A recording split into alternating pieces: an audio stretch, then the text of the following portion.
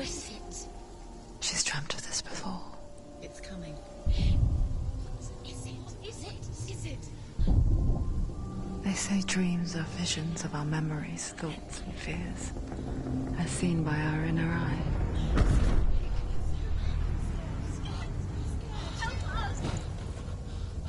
But what if each one of us is always dreaming, even when awake? And we only see what our inner eye creates for us. Is this what hell is? A world shaped by Senua's nightmares. Maybe that's why people fear seeing the world through her eyes. Yes, she's scared. Because if you believe that Senua's reality is twisted, you must accept that yours might be too.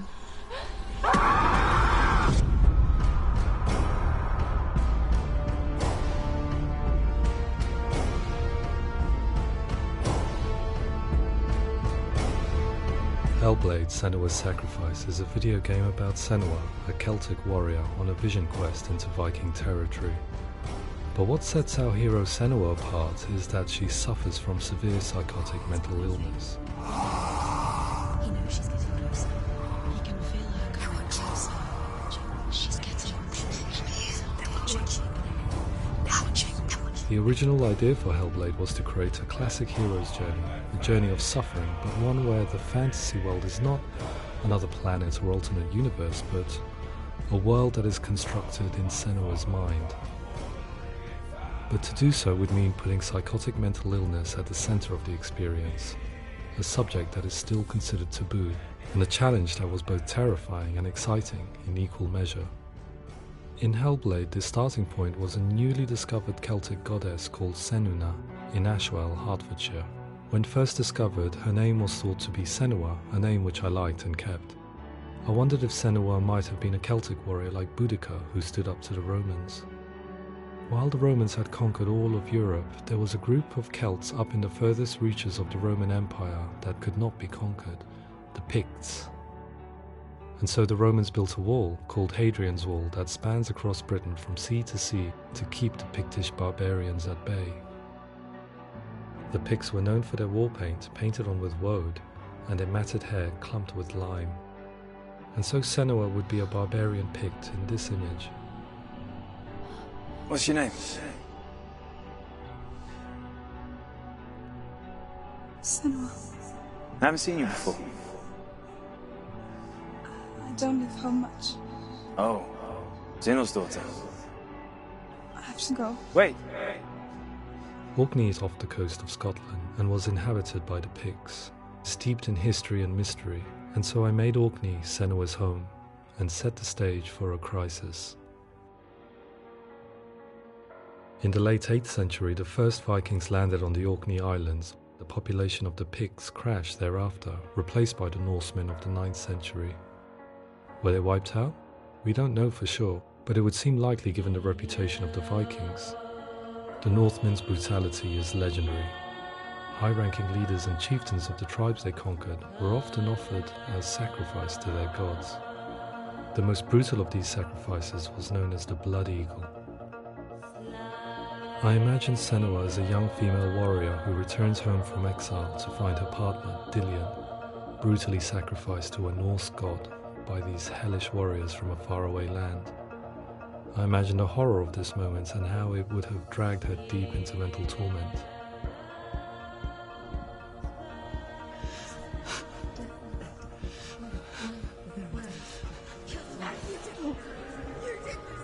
No!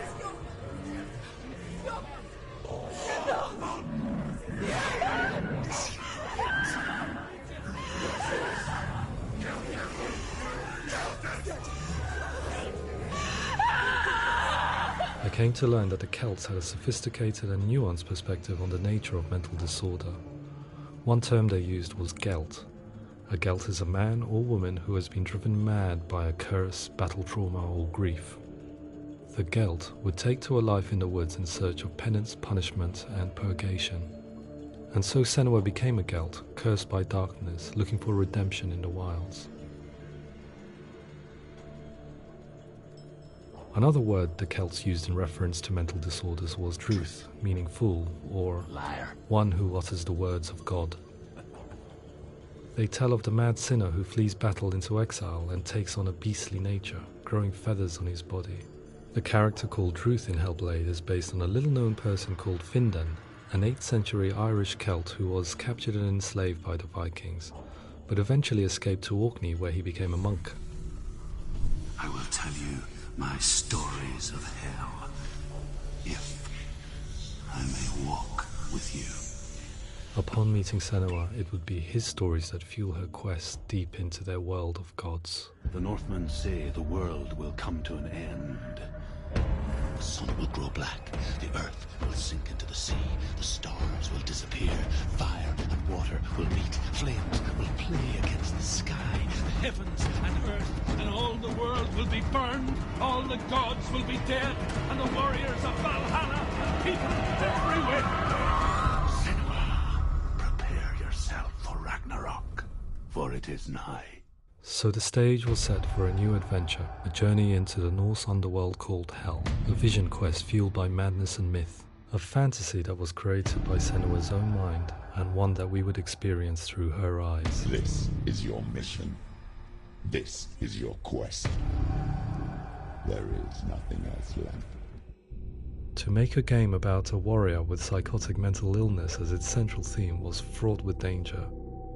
Mental illness such as psychosis is still taboo and rarely acknowledged in a century of cinema, never mind the new medium of games.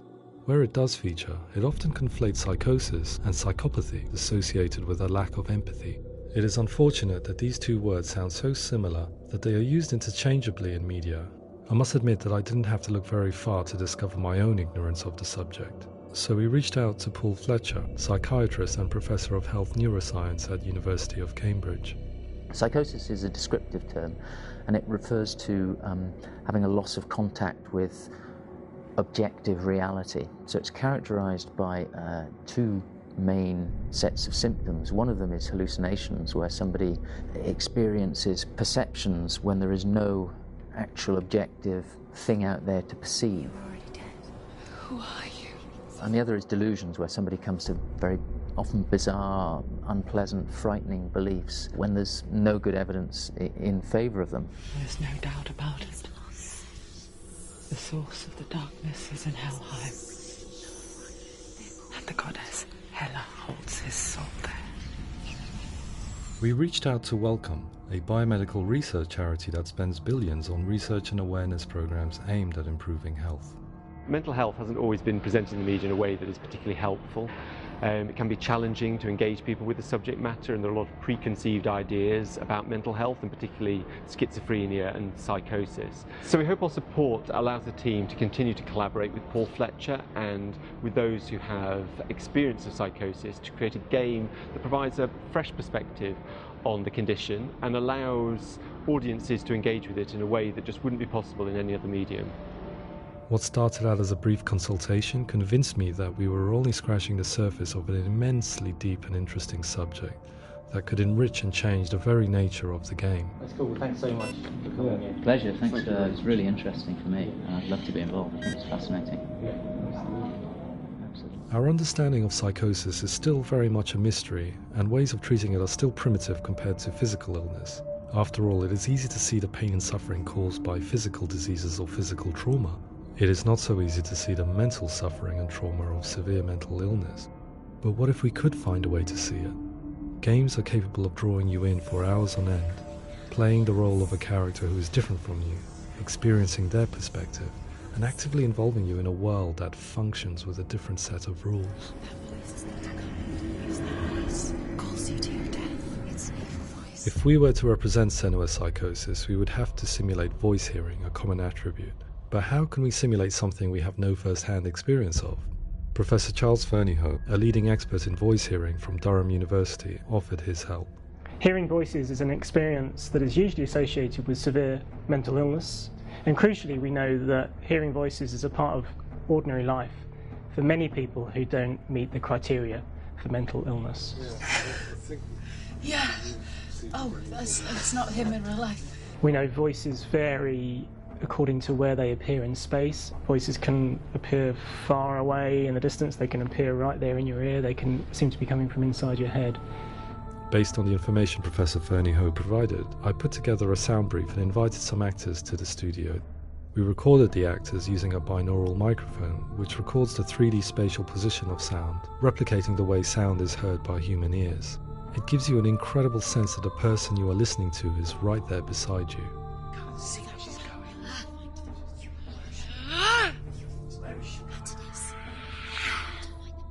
Rachel Waddingham from the Voice Collective came to our studio with 2 young voice hearers to speak to our team.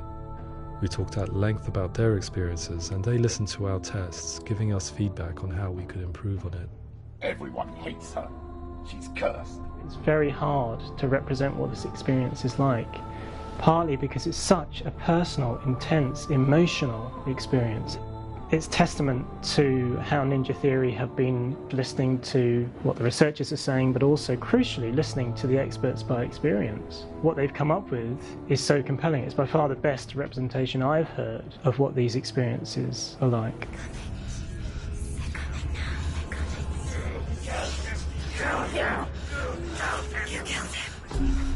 Other common attributes of psychosis are visions and flashbacks.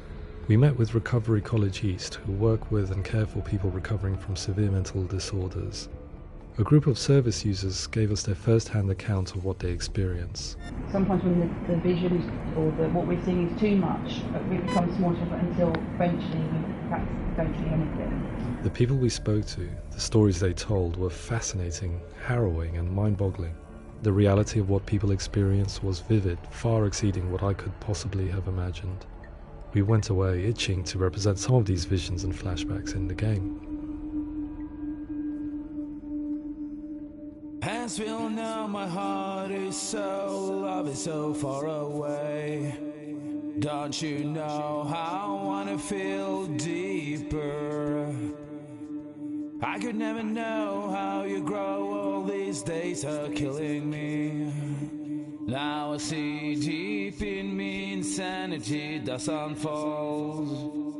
I just wanna feel deeper, deeper. I just wanna feel deeper, deeper.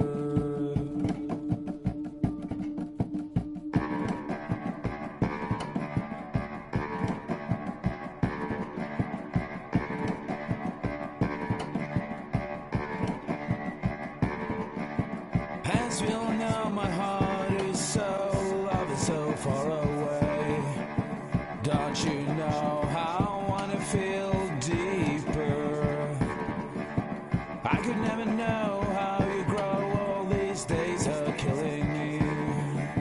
Feel like this, read like this, I just wanna live, that's all. I just wanna feel deeper, deeper. I just wanna feel deeper, deeper.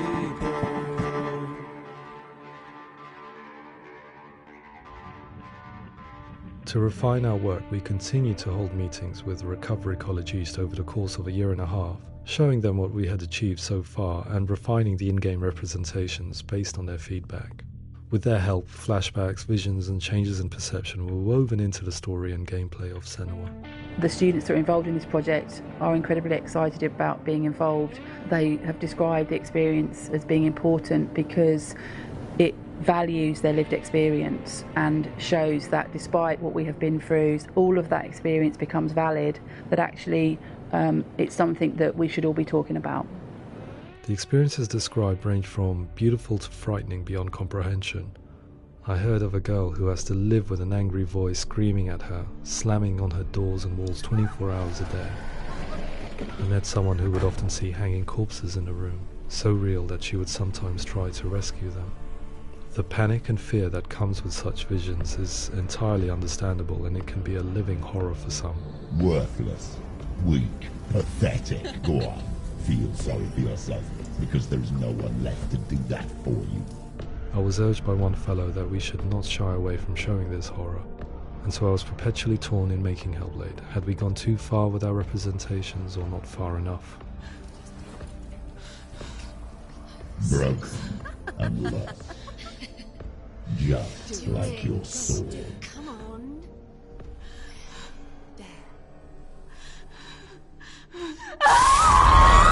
In some ways, voice hearing and visions were the low-hanging fruit, so to speak. There's another aspect of psychosis that is much harder to explain, but one that I think video games are uniquely able to represent, which are often called delusions.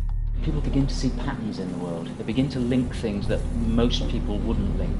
Most of the things that we might think would be coincidence or, not worth commenting on. Nevertheless, that might have a particular salience or importance for them. One individual described how everyday words, sounds, colours and objects were steeped in meaning to him, forming a strange and sinister puzzle that he was determined to solve but could not quite get to the bottom of. It's not just brain dysfunction. It's not like the system shut down. It's actually an incredibly creative process. The person creates a world populated with voices and phantasms and terrors, and they're completely immersed in it. They believe in it. We often invite people into the studio to play the game. In one of our playtests, they played through much of the game, making associations between runes, secret messages, and the threat of darkness that stalked them. There are many things that happen in the world of Hellblade that make perfect sense within the context of Senua's mind. The dark rot that's killing her slowly from within, the secret runes of the gods that block her path to Helheim, and strange associations that exist in the game to confuse you. To complete Senua's quest, you have to internalize and accept the logic and meaning behind these things to progress. Afterwards they said that they didn't see much evidence of mental illness in the game. People with delusions of all sorts would argue the same thing, that they are not aware of their experience being abnormal in any way. I need this sword. It's important. Representing perception changes and thinking patterns within Hellblade gives us a set of symptoms common in psychosis. But people with lived experience were keen to emphasize another point, that it is wrong to define a person by their symptoms. Quite often, the illness comes not from the symptoms, but from the stigma, isolation and mistreatment that comes about from the rest of society. They say that I'm cursed. What if they're right? I needed someone to portray Senua, someone who could believably internalize her suffering.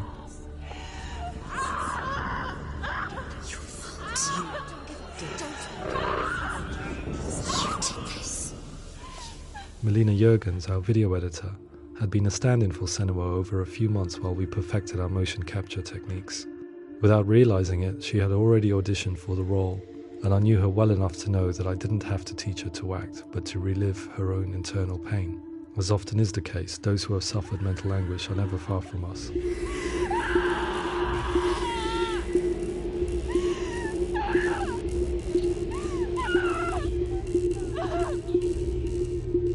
My hope is that by creating a compelling and aspirational character in Senua who feels very much real, albeit in a fantasy setting, we can provide a lens into her reality, a different one to yours, and this is where storytelling comes into play. I imagined her life based on common threads in real people's lives. She was always prone to psychosis as a child. Her mother Galina also heard voices and had visions, so perhaps there was a genetic aspect. Or perhaps it was cultural, as she lived within a world without science, of gods and a superstition, as exemplified by her druid father Zimbal. Psychosis developed in her late teens to early 20s and was exacerbated by stigma and isolation at the hands of the clansmen and her father. This darkness. It's spreading. The trauma of seeing her lover Dillian sacrificed tips her over the edge, making her remodel her reality around a concept that connects everything: the darkness. So the question, is what Senua experiences real? Can only be answered by saying, yes, it is real. It is her reality. All of her suffering will have been for nothing. It's just a matter of time.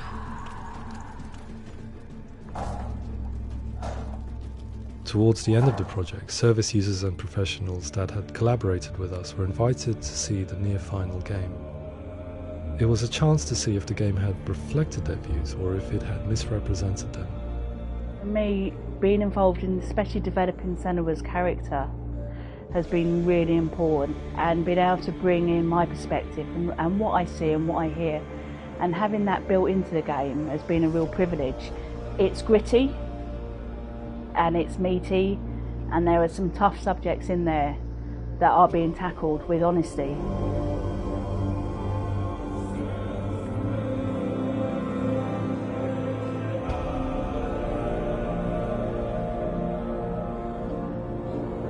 I was blown away by it today, absolutely blown away. It was just fantastic to get the opportunity to use our lived experience in a very creative way. There's nothing tokenistic about the work we've put in. It feels like we've been listened to, things have been taken on board, and I think there was a lot of realism in the game itself, and it feels very authentic.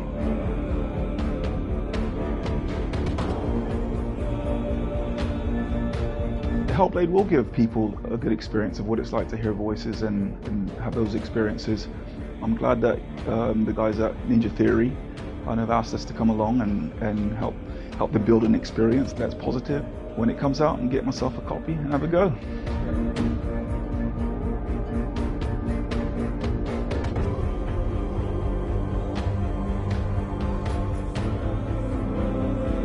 I think all the way through I was really inspired by how the conversations have translated into the game in a way that I think I didn't imagine was possible. So wonderful, really wonderful.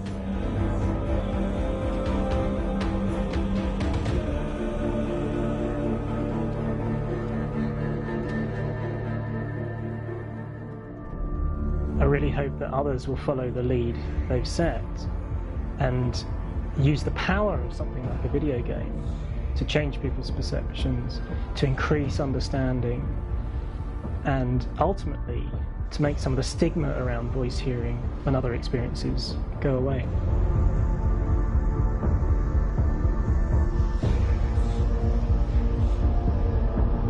For me, it was really exciting to see something that I explore scientifically being represented so beautifully in a character who's trying to penetrate the mysteries of the environment in which they've been placed, with all of this strange uncertainty and noise and conflicting information that they're getting. I'm very excited by this way of trying to represent mental illness, because I think it actually might be offering us insights that we wouldn't get from pure scientific explorations, and actually giving us quite an empathic view of what it might be like.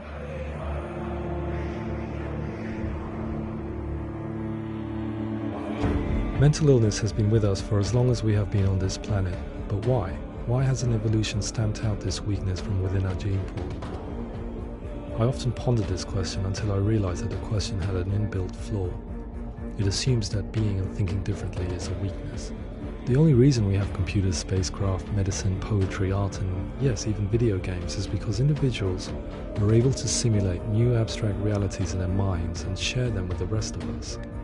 We need people to be willing to see differently in order for us to progress and survive as society. And we need to be open to these new ways of seeing. And it is this spirit that motivated me to create Senua's story and share it with you.